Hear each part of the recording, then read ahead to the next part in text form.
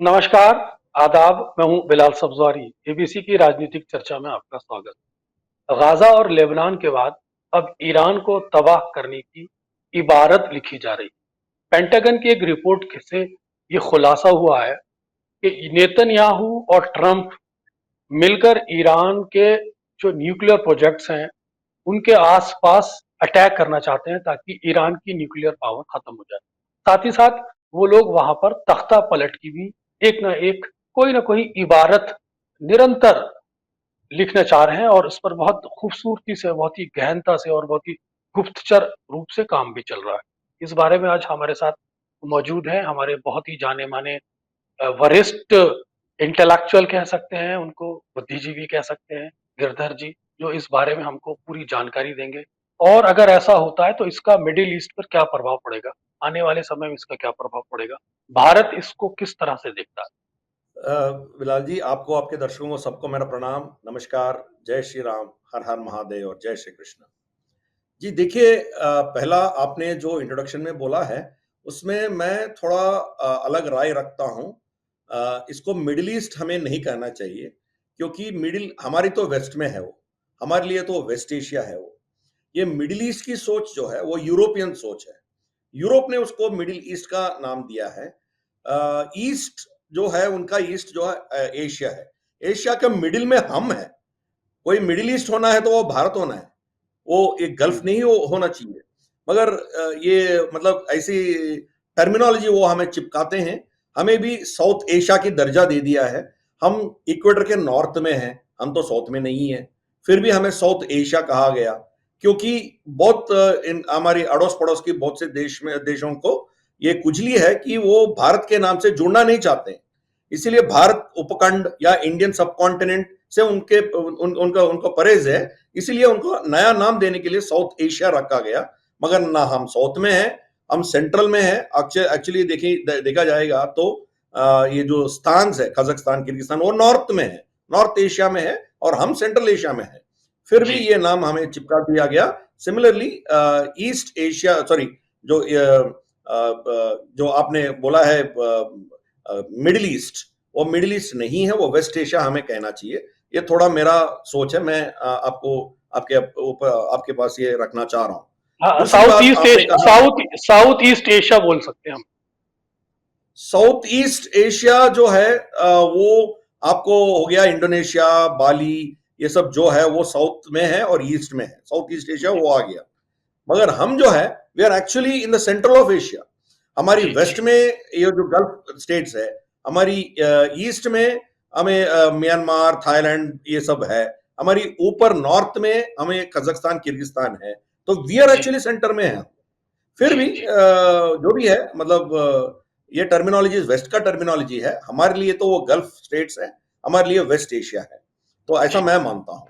अब रही बात आपने जो कहा है कि ईरान में तख्ता पलटने का जो सोच है या जो षड्यंत्र रच रहा है, उसके बारे में आपने पूछा है।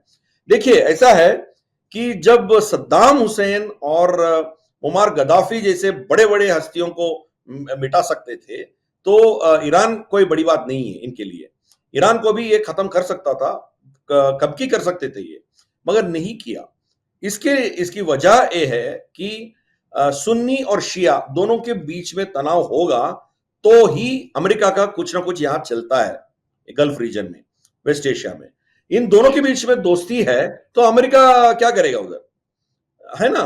तो मतलब बेगानी शादी में अब्दुल्ला क्या करेगा, ये हो जाएगा अमेरिका का। इसीलिए अमेरिका जो है ईरान और सऊदी सुन्नी गुट के साथ ये तनाव जो है उसको कायम रखती है, उसको चला चला के रखती है। और जी ये डर इनमें सुन्नी देशों में वो पैदा करती है कि देखिए, आज नहीं तो कल, कल नहीं तो परसों ये न्यूक्लियर बम बना सकता है और आपको खतरा है, इसलिए हम आके आपको मदद करेंगे, आपको रक्षा करेंगे। ये नैरेटिव बहुत साल से चलती आ रही है। मगर यहां जितने भी जंग हुए हैं, चाहे वो इराक सद्दाम हुसैन के खिलाफ हो या कुवैत की जंग हो, उसके मतलब ये सीरिया, जो भी यहां जंग हो रहे हैं, ऑल दीज आर, ये सब बेंजामिन नेतन्याहू का सोच है। जी। बेंजामिन नेतन्याहू ये समझते हैं कि यहां जब तक यहाँ मतलब ईरान जैसे, सद्दाम हुसैन जैसे शक्तियां हैं, तब तक इजराइल के अस्तित्व का खतरा है, इसलिए जी, इनको निकालना है। वो बेंजामिन नेतन्याहू का सोच है। तो जी, गल्फ वॉर देखिए, अमेरिका ने आके सद्दाम हुसैन को निकाला है, मगर खर्चा तो अमेरिका को उठाना पड़ा, अमेरिकन टैक्स पेयर को उठाना पड़ा, इजराइल को कुछ नहीं हुआ। मगर जी, इजराइल की जो प्रोजेक्ट है, इजराइल की जो काम है, उनकी जो सोच है, वो आगे लेके जाने वाले अमेरिका है। इतने साल तक जी, यही चलती आ रही है उधर। जी। अभी भी वही सोच रहा है बेंजामिन नेतन्याहू। हुँ, ईरान हुँ। की सत्ता पलटने के बाद उनको थोड़ा सुकून मिलेगा, क्योंकि ये प्रॉक्सीज जितने भी है, हमास, हौतीज, हिजबुल्लाह, सबको पालने वाला ईरान है। तो जी, इसीलिए जब इनके सर काट देंगे तो बाकी सब अपने आप ठीक हो जाएंगे। ये इजराइल का सोच है, बेंजामिन नेतन्याहू का सोच है। मगर डोनाल्ड ट्रंप ऐसा नहीं सोचता है। डोनाल्ड ट्रंप जंग के बिल्कुल खिलाफ है, डरा अच्छा, धमकाता है, सब कुछ करता है, मगर वो जंग के खिलाफ है। वो जी, ट्रेड करना चाहता है। अब देखिए, जब सऊदी में इनके अमेरिका और रशिया के दोनों के बीच में 3 दिन पहले मुलाकात हुआ था, 4-4 5-5 घंटे ये लोग बैठ के बात किए थे। उसका जी, नतीजा ये निकला है कि ये दोनों मिलके चाइना को बाहर फेंकने का एक साजिश बना रहे हैं दोनों मिलके। जी, तो जी, जब अमेरिका और रशिया दोनों दोस्ती कर सकते हैं, मिल सकते हैं, तो ईरान और इजराइल की क्या बात है? तो जी, हम डोनाल्ड ट्रंप ऐसा सोचता है, ईरान के जी, ऊपर इतना दबाव डालेगा, सैंक्शंस डालेगा, जो करेगा, जो सब कुछ करेगा, मगर वो सीधा ईरान के साथ जंग में नहीं जाना चाहता है। तो बेंजामिन नेतन्याहू नेतन्याहू वो चाहता है। अब देखिए, वही प्रपोजल जो हमास के साथ अभी इजराइल का चल रहा है, यही प्रपोजल बाइडेन ने पिछले अप्रैल मई में वो इजराइल के सामने रखा था। फिर भी जी, बेंजामिन नेतन्याहू ने उसको खारिज कर दिया था। वही प्रपोजल अब डोनाल्ड ट्रंप आने के बाद वही प्रपोजल को फिर नेतन्याहू एक्सेप्ट किया है। तो जी, ये हमें समझनी चाहिए। डोनाल्ड ट्रंप का अप्रोच अलग है, मगर जो अमेरिकन डीप स्टेट है, उनका सोच था कि ईरान को रखना है, ईरान की रेजिम ऐसे के ऐसे कायम रहना है, ताकि वो उनको दिखा के बाकी सुन्नी जो देश है, उनको डरा धमका के अपना वर्चस्व आगे लेके जाने का उनका एक डीप जी। स्टेट का सोच था। हाँ, डोनाल्ड लेकिन ट्रंप भी लेक ईरान लेकिन पलटना नहीं चाहता है, मगर लेकिन अलग ले कारणों से वो। हाँ, लेकिन मैं एक चीज़ आपको थोड़ा-सा यहाँ पर एक एक मेरा एक सवाल है कि 8 फरवरी जब चुनाव चल रहे थे अमेरिका के अंदर, उस समय डोनाल्ड ट्रंप ने धमकी दी थी कि वो ईरान को तबाह कर देंगे। इस तरह की उन्होंने चुनाव प्रचार में धमकी दी। और फिर वो चुनाव प्रचार खत्म होने के बाद वो आज ईरान से दोस्ती का हाथ बढ़ाना चाहते हैं और वो कहते हैं कि नहीं, ईरान को हमें अपने साथ रखना है। तो पहले डोनाल्ड ट्रंप की जबान चुनाव में कुछ और थी, अब उनकी जबान पलट गई है। लेकिन साथ ही साथ वो नेतन्याहू और उनकी जो दोस्ती है वो गाजा को खरीदना भी चाहते हैं, वो गाजा को ऑक्युपाई भी करना चाहते हैं। तो आपको लगता है कि ये एक तनाव की स्थिति पैदा होगी?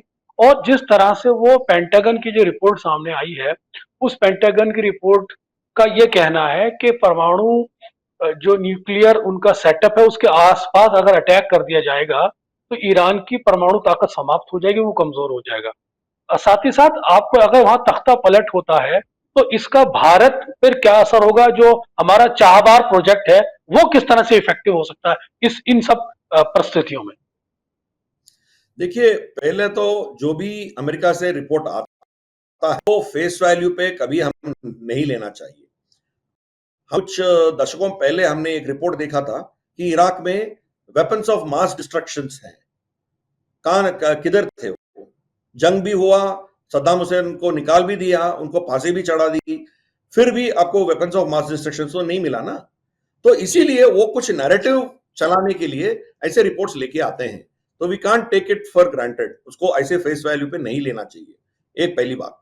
दूसरी दूसरी बात यह है कि अब ये डोनाल्ड ट्रंप का एक टैक्टिक रहा है, वो हर चीज में मैक्सिमलिस्ट पोजीशन पे वो चला जाता है, तो फिर जी, वहां से बार्गेन करके कहीं मिडिल ग्राउंड में कुछ ना कुछ समझौता कर लेता है। ये उनका एक मॉडल ऑफ नेगोशिएशन है। जी, मतलब वो हर चीज में यही दिखता है हमको। एक बार मैक्सिमलिस्ट पोजीशन ले लिया कि आपके न्यूक्लियर वेपन्स को ना ध्वंस करेंगे, इसको ये करेंगे ना, आपको उड़ा देंगे, सब जब धमकी देंगे, तो ऑब्वियसली उसके बाद चर्चा में आप उतरेंगे तो कंसेशंस अमेरिका को कुछ आपको देना पड़ेगा, अमेरिका 2 स्टेप नीचे आएगा, फिर कहीं ना कहीं कुछ ना कुछ बात बनेगी। ये जी, उनका सोच है। जी, दूसरी बात, ईरान भी अब धीरे धीरे से उनका तो पूरा कट गया, हिजबुल्लाह तो सीज फायर हो गया, हमास की क्या हालत है हम देख ही रहे हैं, हौतीस तो वहां से उड़ने का काबिल ही नहीं है। तो ये जी, इस सिचुएशन में इराक भी धीरे धीरे से चाइना से दूर होने की जो सिग्नल्स है वो हमें दिख रहा है। ट्रंप के साथ जी, कुछ ना कुछ अग्रीमेंट करके, मतलब कोई ट्रांसैक्शनल अग्रीमेंट करके इसको थोड़ा ठंडा करेंगे, ऐसा ईरान भी सोच रहा है। तो जी। इसीलिए ये सब धमकियां तो बहुत होते हैं, डोनाल्ड ट्रंप तो धमकी देते हैं मगर बाद में पलट जाते हैं। अब लेकिन आपने लेकिन देखा होगा लेकिन गिरधर जी आपने कहा, लेकिन गिरधर जी मैं आपको एक और सवाल यहाँ करना चाहूंगा, क्योंकि आपने कहा कि नैरेटिव एक अलग चीज होती है, धमकी देना एक अलग चीज होती है। आपने देखा होगा कि ईरान के कितने बड़े बड़े आर्मी ऑफिसर्स मार दिए गए। ईरान के अंदर कहना चाहिए कि उनके बड़े बड़े अधिकारी बम से उड़ा दिए गए, और क्या ड्रोन से उड़ा दिए गए उनके बड़े बड़े ऑफिसर। तो ये धमकी सीरियस नहीं को सीरियस लेना तो बहुत जरूरी है। देखिए, जंग तो नहीं होगा मगर टारगेटेड किलिंग्स तो हो सकता है। आज नया बात नहीं है, बहुत सालों से इनके न्यूक्लियर साइंटिस्ट को इजराइल ने उड़ा रहा है। मतलब जो इनके न्यूक्लियर बम बनाने वाले जितने भी न्यूक्लियर साइंटिस्ट है उनके जान के खतरा है। बहुत लोगों जी, को ऑलरेडी इजराइल ने उड़ा दिया। जी, यहां तक उनका मोसाद का ऑपरेशन यहां तक था कि 7वीं मंजिल जमीन के नीचे घुस के वहां जो कंस्ट्रक्शन हो रही है ना, उस कंस्ट्रक्शन जी, की जो जमीन पे जो टाइल्स बिछाते हो, और टाइल्स में ये लोग बम बना के बम डाल के छोड़ दिए थे। एम मौके पर इसराइल से ट्रिगर दबा दिया, पूरे 2-3 मंजिल वहां से उड़ा दिया। जी, और जी, बेंजामिन नेतन्याहू ने एक्चुअली दिखाया, इनके ईरान के अंदर मोसाड के इतने एसेट्स हैं कि वे लोग इनके जो एक्चुअल फिजिकल ड्राइंग्स, जो न्यूक्लियर इंस्टॉलेशन के ड्राइंग्स हैं, पूरे वो फाइल्स उठा के लेके आया, फिर इसराइल में पहुंचा दिया। तो जी, इसराइल की शक्ति बहुत है।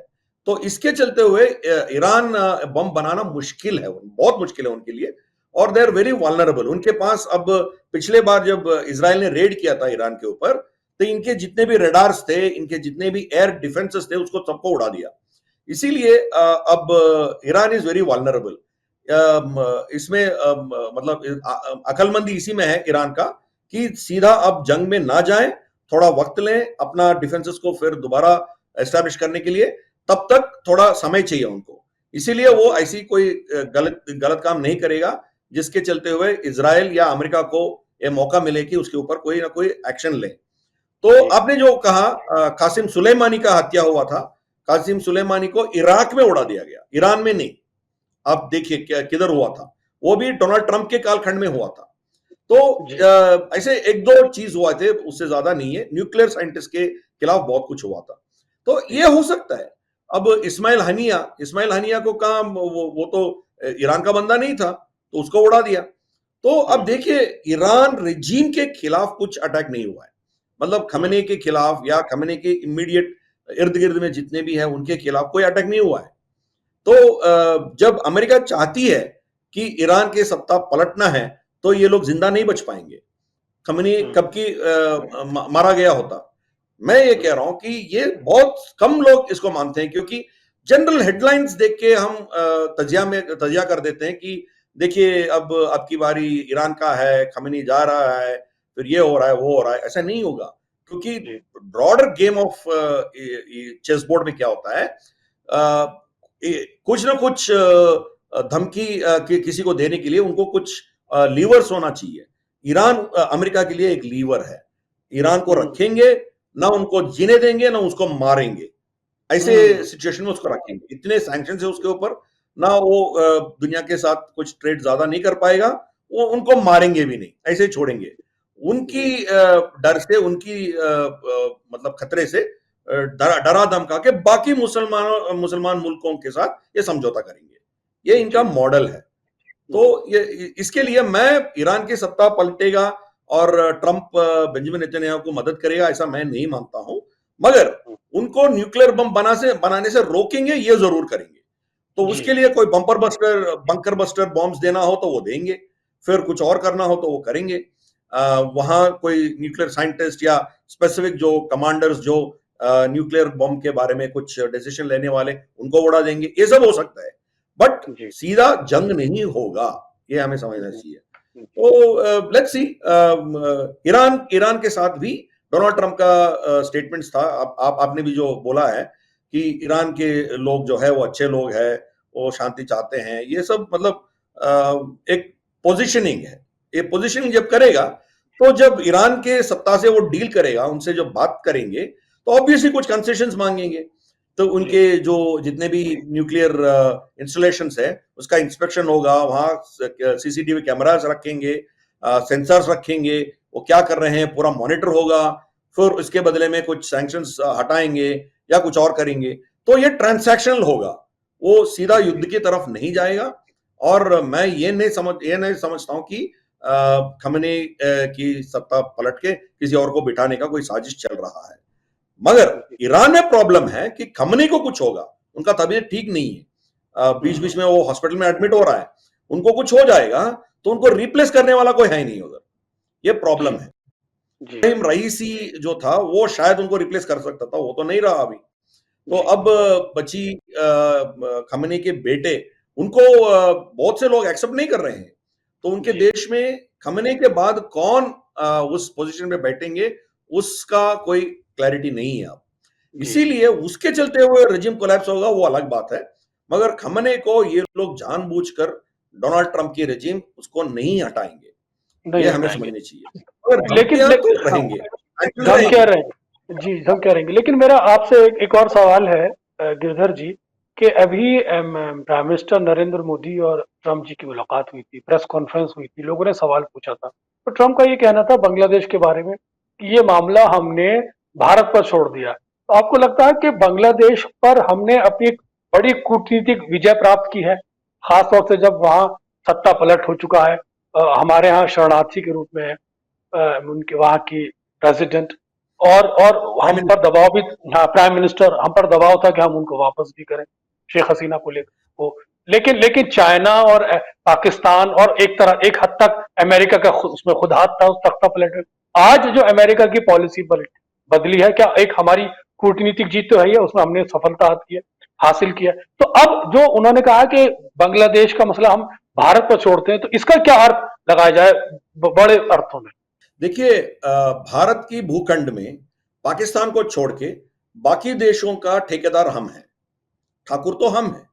जी, हमें हमें नजरअंदाज करके कोई भी जिंदा नहीं बच पाएंगे। जी, बहुत देश ने कोशिश भी किया है, जैसे श्रीलंका ने किया है, राजपक्षे ने किया है, क्या हुआ उनके साथ? हमने जी, फिर $4.5 बिलियन देके उसको बचा लिया। तो जी, आना तो हमारे पास ही आना है इनको। इंडिया आउट कैंपेन के चलते हुए जो मोइजो ने जीता था मालदीव्स में, क्या हुआ? फिर आके दिल्ली में बैठ के वो भीख मांगना शुरू कर दिया ना। हम ही नहीं तो जी, उसको बेल आउट कर रहे हैं अभी भी। उनके जो सूक इन्वेस्टमेंट्स है, उनका जब क्या कहते हैं उसको,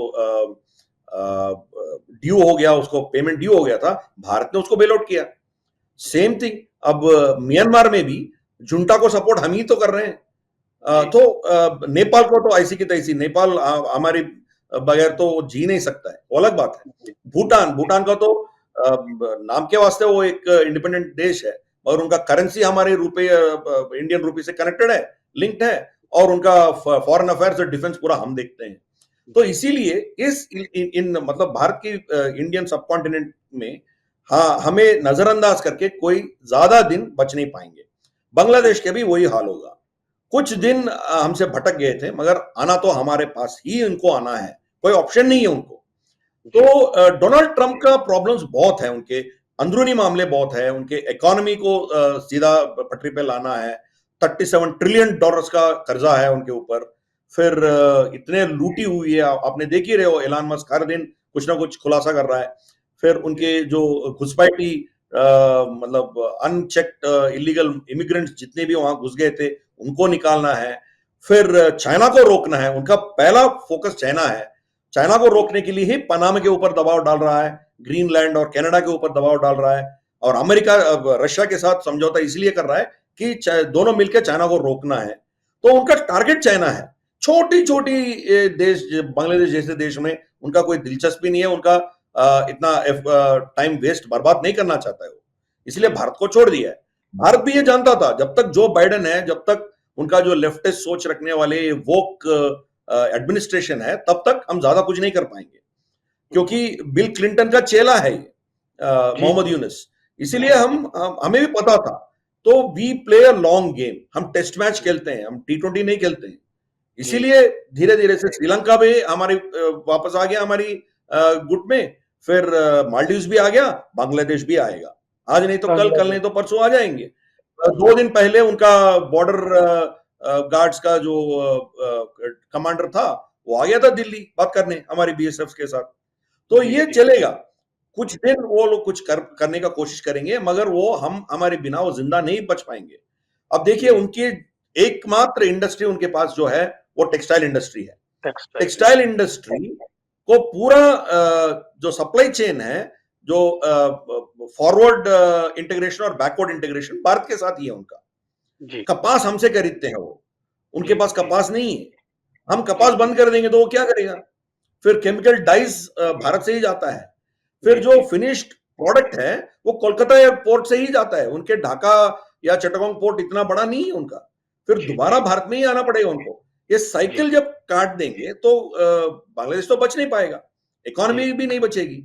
तो इसीलिए थोड़ा हम इंतजार करते हैं। इसीलिए जयशंकर तो इसमें तो कच्चे कच्चे खिलाड़ी तो नहीं है, वो तो महान है। तो इसीलिए वो उनको पता था कि कब क्या करना है। हमने वहां स्पेशली हिंदुओं के साथ जो पीड़ा हो रही थी, हमने देखा है, जो वार्निंग देना था वो सब दिया, सब कुछ किया है। But we knew Donald Trump आने के बाद पूरा हमारे हाथ में दे देंगे।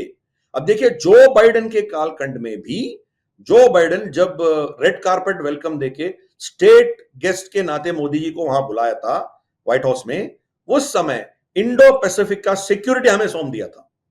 तो पपुआ न्यू गिनी में मोदी जी गए थे, फिर जयशंकर जी मोजाम्बिक गए थे, मडागास्कर गए थे, फिर वहां एक IIT चेन्नई का एक ये भी खोला था हमने, केन्या गए थे। मतलब ये पूरे इलाकों में इंडियन ओशन और पैसिफिक रीजन रिम में पूरा इनका सिक्योरिटी का ठेका हमें दिया गया। America they are too busy with other theatres, Europe में हो या ताइवान चाइना के साथ हो या बहुत थिएटर्स में वो बिजी है, इसीलिए ये थिएटर पूरा हमें छोड़ दिया है। आपने देखा होगा जब बबल शम्स और रेड सी और ये जितने भी वहां यमन हौतीस के साथ जो भी हो रहा था, पायरेट्स, भारत ही था, कोई नहीं था उधर। हमारा 10 नेवल शिप्स वहां थे, और चाइना के नेवल बेस जिबोटी में है, फिर भी वो कुछ नहीं कर पाया। भारत ने सबको रेस्क्यू किया, यहां तक इवन पाकिस्तानी शिप्स को भी हमने रेस्क्यू किया है, यूरोपियन शिप्स को हमने रेस्क्यू किया है। तो इसीलिए यहाँ की ठेका हमें दिया गया ऑलरेडी। अब बांग्लादेश में तो वो लोग क्लिंटन की फैमिली तो दखल दिया था, जो बाइडेन और उसके डीप स्टेट ने दखल किया था, मगर ट्रंप उसमें कोई दिलचस्पी नहीं है ट्रंप को, इसलिए पूरे हमें सौंप दिया। ये तो हम जानते थे कि ये होगा, और मोदी जी ने डोनाल्ड ट्रंप के मुंह से ये निकलवाया। तो ये है। तो अब बांग्लादेश भी कुछ नहीं कह सकता है, ऑब्वियसली वो हमारे सामने आके मांग करना पड़ेगा उनको, we have to rescue them. तो हम शर्त रखेंगे, हम कंडीशन रखेंगे, पहले पाकिस्तान और ISA को वहां से निकाल फेंकेंगे, फिर जो वहां जो माइनॉरिटीज के साथ जो हो रहा है उसको कंट्रोल करना है, फिर धीरे धीरे से वो भारत के साथ जो अब तक जो रवैया था उसको रिवर्स करना पड़ेगा उनको। तो ये सब होगा, समय लगेगा, मगर उनको कोई ऑप्शन नहीं है, भारत को छोड़ के उनके पास कोई ऑप्शन ही नहीं है।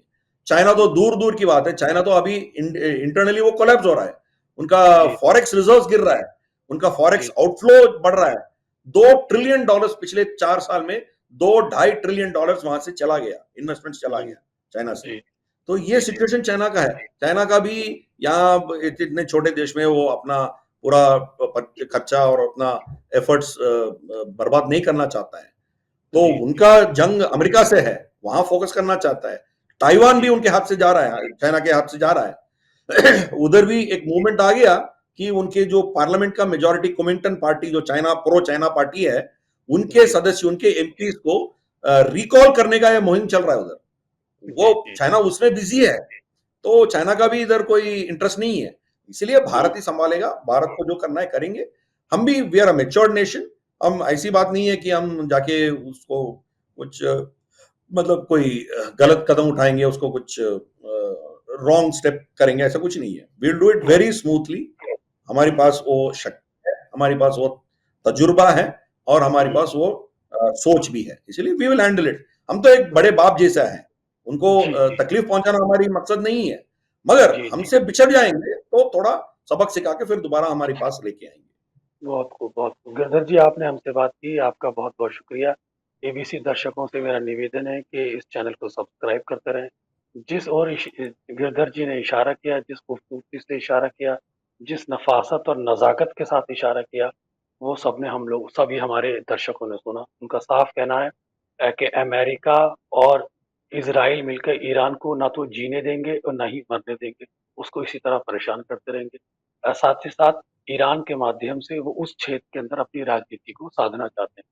वहीं जहाँ तक हमारे पड़ोसी देश बांग्लादेश का सवाल है, तो नई कूटनीति ये बताती है कि बांग्लादेश को फाइनली हमारे साथ ही आना पड़ेगा, उसके पास कोई ऑप्शन नहीं है। और भारत अपने पड़ोसी देशों को अपने साथ ही रखेगा, क्योंकि भारत इस क्षेत्र का ठाकुर है। गिरधर जी, आपका बहुत-बहुत शुक्रिया। मैं एबीसी दर्शकों को एक बार फिर धन्यवाद देना चाहूँगा कि उन्होंने हमारी बातें सुनी, और हमारा उनसे निवेदन है कि एबीसी पर अपने विचार कमेंट बॉक्स में निरंतर प्रदान कराते रहें। धन्यवाद।